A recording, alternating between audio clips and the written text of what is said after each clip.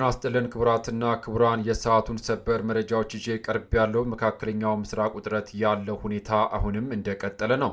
በመጀመሪያም ነገሩ አሁን ከሯል። የኢራን አብዮታዊ ዘብ ዘመናዊ የአሜሪካ የጦር ጀት መጥቶ በመጣል አብራሪው መማረኩ ተሰምቷል። ይህን ተከትሎ ፕሬዚዳንት ዶናልድ ትራምፕ ገሃነም ይዘንባል ሲሉ የ48 ሰዓት የመጨረሻ ማስጠንቀቂያ ሰጥተዋል። በዝርዝሩ የማስደምጣችሁናል።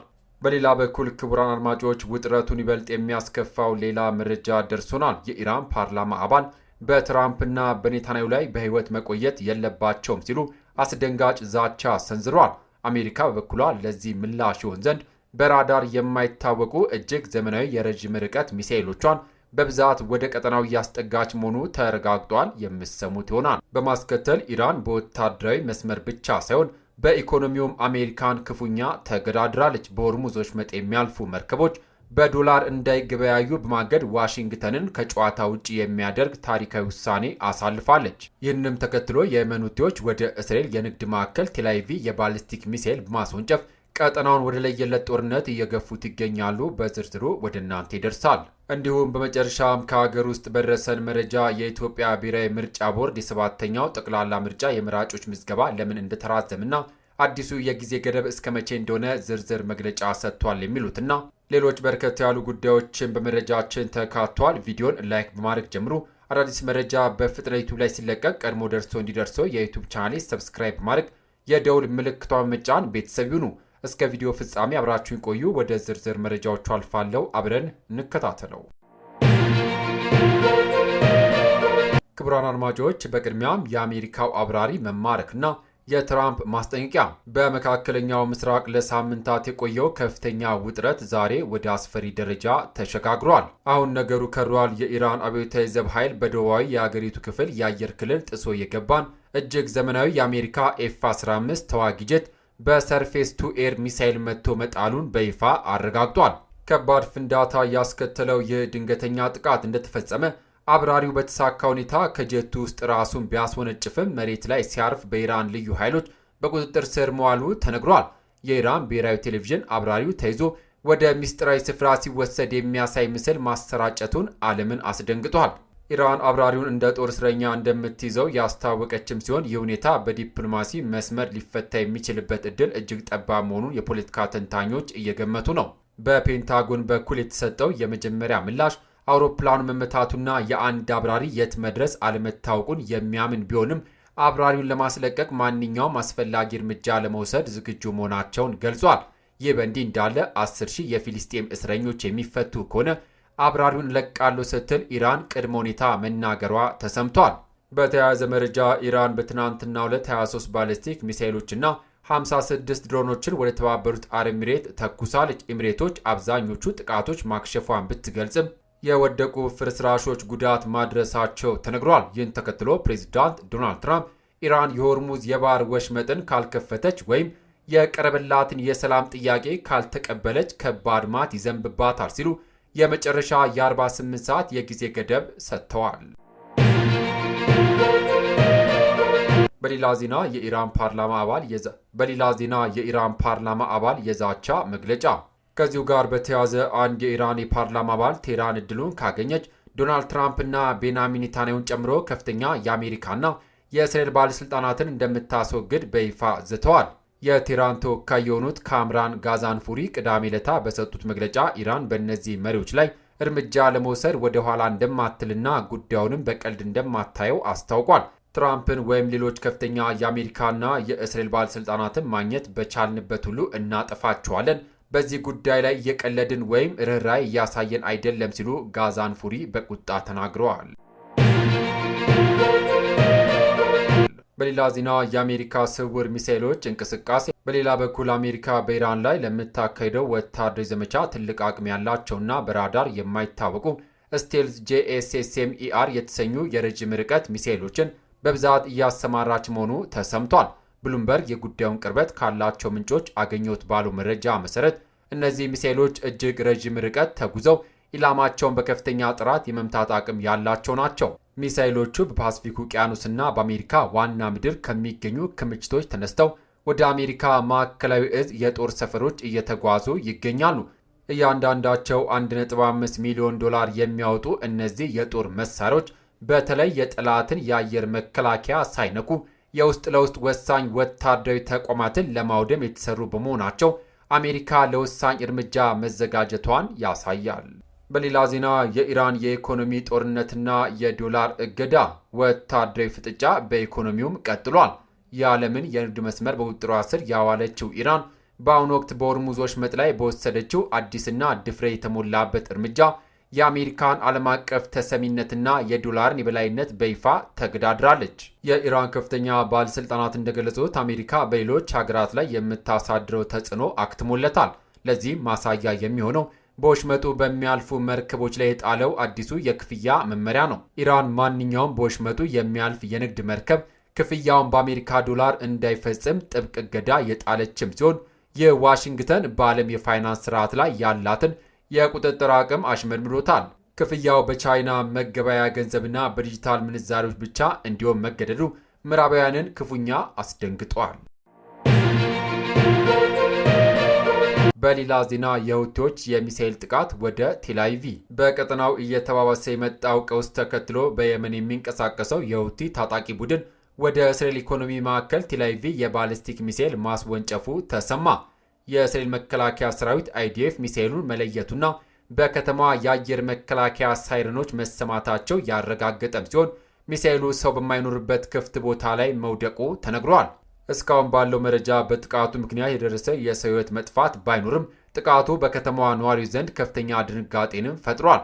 የእስራኤል ባለሥልጣናት ለጥቃቱ ተመጣጣኝ ምላሽ እንደሚሰጡ ትናንት በድጋሚ ዝተዋል።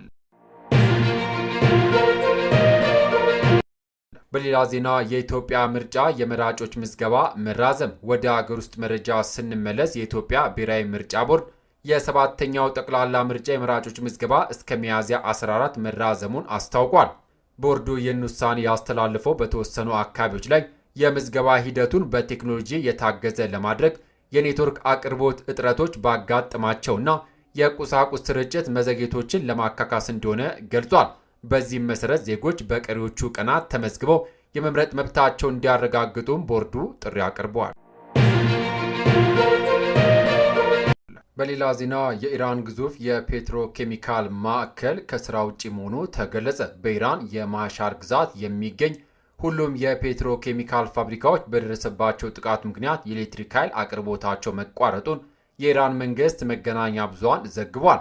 ጥቃቱ የፋጀር 1 እና 2 የኃይል ማመንጫ ክፍሎችን ኢላማ ያደረገ ሲሆን የፋጀር ኢነርጂ አስተዳዳሪዎች እንደገለጹት በደረሰባቸው ጉዳት ምክንያት ተርባይኖች ሙሉ በሙሉ ከስራ ውጭ ሆነዋል። የመቋረጥ ለነዳጅና ሌሎች ግብዓቶች ወሳኝ የሆኑ ምርቶችን የሚያመርቱ ፋብሪካዎችን እንቅስቃሴ በሙሉ እንዲቆም አድርጓል። ይህ አስደንጋጭ ክስተት የተከሰተው ኢራን በሆርሙዝ የባህር ወሽመጥ ላይ የምታደርገውን የንግድ መርከቦች እንቅፋት ካላቆመች የጥቃቱ ኢላማይን አሰፋለሁ ስትል አሜሪካ ቀደም ብላ ማስጠንቀቂያ በሰጠች ማግስት ነው። ምንም እንኳን የጥቃቱ ምንጭ በይፋ ባይገለጽም ሁኔታው መካከለኛው ምስራቅ እየተካሄደ ያለው ግጭት የኢራን የኢኮኖሚ መሰረት ወደ ሆኑት የኤነርጂ ተቋማት መሸጋገሩን የሚያሳይ ትልቅ ምልክት ሆኖም ተወስዷል።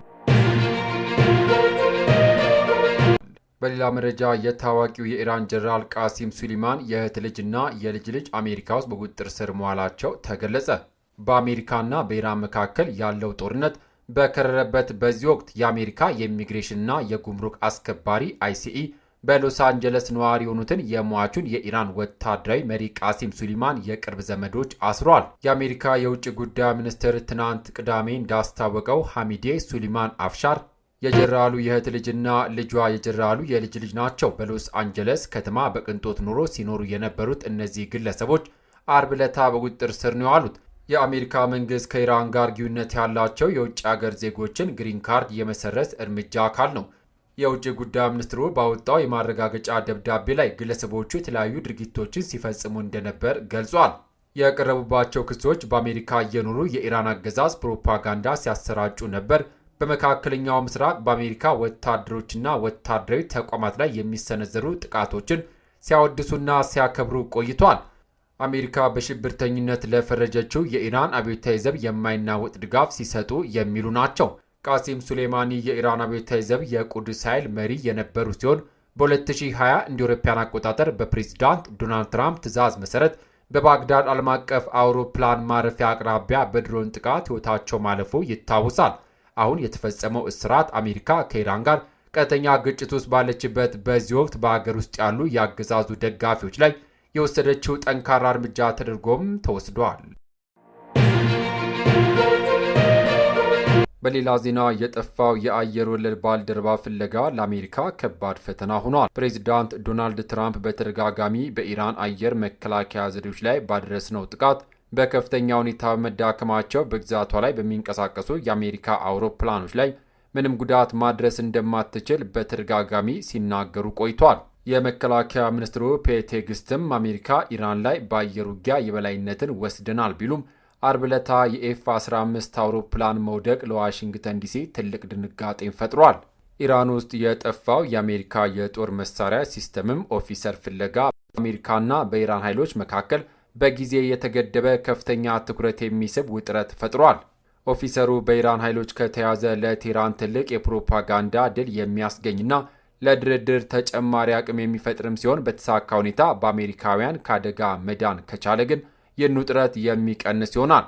የፕሬዝዳንት ትራምፕ ብሔራዊ ደህንነት ቡድን እንዳስታወቀው የአሜሪካ ኃይሎች ሐሙስ ዕለታን ያሳለፉትን ከኢራን የሚደረግባቸውን ጥቃት ተቋቁመው ኦፊሰሩን በመፈለግና ከአደጋ ለማዳን በመጣር ላይ ናቸው። የአሜሪካ መገናኛ ብዙሃን እንደዘገቡት ነፍስ አድን ቡድን ሰራተኞች ቢቆስሉም ከኢራን አየር ክልል ተጨማሪ ጉዳት ሳይደርስባቸው ለቀው መውጣት ችሏል። ፕሬዚዳንት ትራምፕ በተደጋጋሚ ይህ ክስተት ከቴህራን ጋር የሚደረገው ድርድር ላይ ምንም አይነት ጉዳት እንደማያስከትል ተናግረዋል።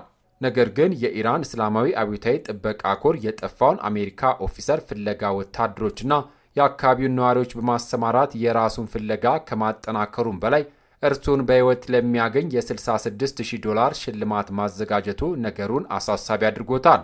ይህም ተሳክቶ የጠፋው የአሜሪካ ኦፊሰር በኢራን ኃይሎች ከተገኘ ቢያንስ ለዋሽንግተን ትልቅ ፖለቲካዊ ውርደትም ይሆናል።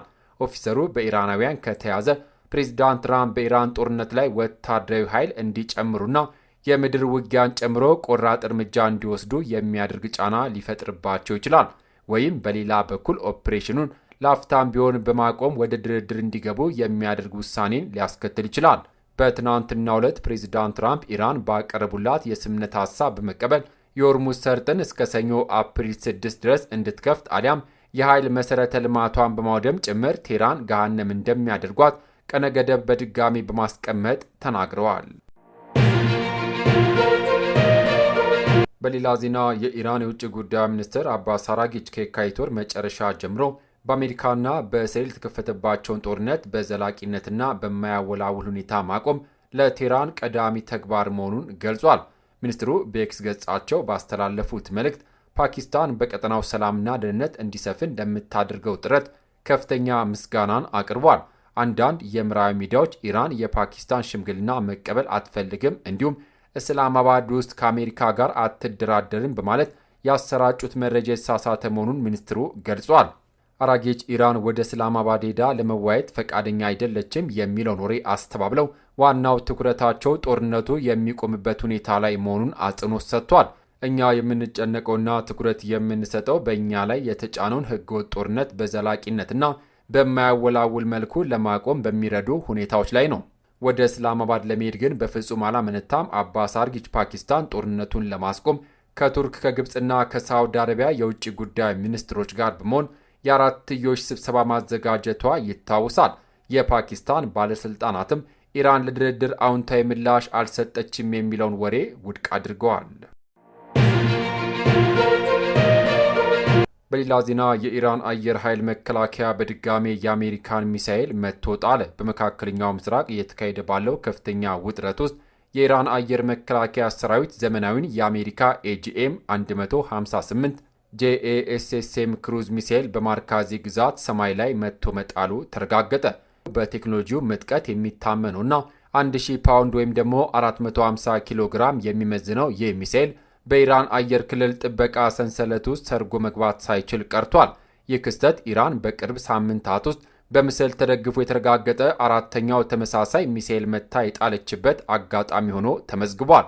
የታለመው ቦታ ማርካዚ ግዛት የሚሳኤሉ አይነት ኤጂኤም 158 ጄኤኤስኤስኤም አሜሪካ ሰው ሰራሽ ስውር ክሩዝ ሚሳኤል። የኢራን የተቀናጀ የአየር መከላከያ ስርዓት ሚሳኤሉ ኢላማው ላይ ከመድረሱ በፊት በአየር ላይ በትኖታል። ሁኔታው በኢራንና በአሜሪካ እስራኤል ጥምረት መካከል ያለው ወታደራዊ ግጭት ከመቼውም ጊዜ በላይ ተባብሶ ቀጥሏል። የምዕራባውያን የጦር መሳሪያ የበላይነት ጥያቄ ውስጥ የከተተው ይህ የኢራን አየር መከላከያ እርምጃ በቀጠናው ያለውን ወታደራዊ ሚዛን ምን ያህል ሊቀይረው እንደሚችል የብዙዎቹ መነጋገሪያ ሆኗል። የተራቀቁ ሚሳኤሎችን በመተኮስ የኢራን መከላከያ ለመስበር የሚደረገው ጥረት በተቃራኒው የኢራን የመከላከል ብቃት ለዓለም እያስመሰከረም ይገኛል። የዜና ምንጩ IRGC ሚዲያ ነው። ክቡራትና ክቡራን የዩቲዩብ ቻናል ቤተሰቦች ለሰዓቱ ያስኩላችሁ ሰበር መረጃ እነዚህን ይመስሉ ነበር። የአሜሪካ አብራሪ በኢራን እጅ መውደቅና የፕሬዝዳንት ዶናልድ ትራምፕ የ48 ሰዓት ጠንካራ ማስጠንቀቂያ መካከለኛው ምስራቅ ያለው ውጥረት ወደማይመለስበት ምዕራፍ አሸጋግሮታል። ለመሆኑ እናንተ ምን ትላላችሁ? አሜሪካ የረጅም ርቀት ስውር ሚሳኤሎቿን ማስጠጋቷና ኢራን በበኩሏ በሆርሙዝ ወሽመጥ የዶላር ክፍያ ማገዷ ነገሮችን ወደ ለየለት ቀጠናዊ ግጭት ይወስዳቸዋል ወይስ የዲፕሎማሲ መስመር አሁንም ክፍት ነው ብላችሁ ታስባላችሁ? በሌላ በኩል በቴክኖሎጂና በሎጂስቲክስ ምክንያት የተራዘመው የሰባተኛው ጠቅላላ ምርጫ የመራጮች ምዝገባ ዜጎች በቂ ጊዜ እንዲያገኙ ይረዳል ብላችሁ ታምናላችሁ? ያላችሁን ማንኛውም አስተያየት በኮሜንት መስጫው ላይ አስፍሩልን። ይህ ሰበር መረጃ ሌሎችም እንዲደርስ ቪዲዮን ላይክ በማድረግ ተባበሩን። በየቀኑ የሚወጡ ትኩስና ተአማኒ መረጃዎች እንዲደርሷችሁ ደግሞ ሰብስክራይብ ማድረግ ቤተሰባችን አባል ይሁኑ። ከሰዓታት በኋላ በሚሰሙ በአዲስ መረጃ እስከምንገናኝ በያለንበት የዓለም ዳርቻ ቸር እንቆይ።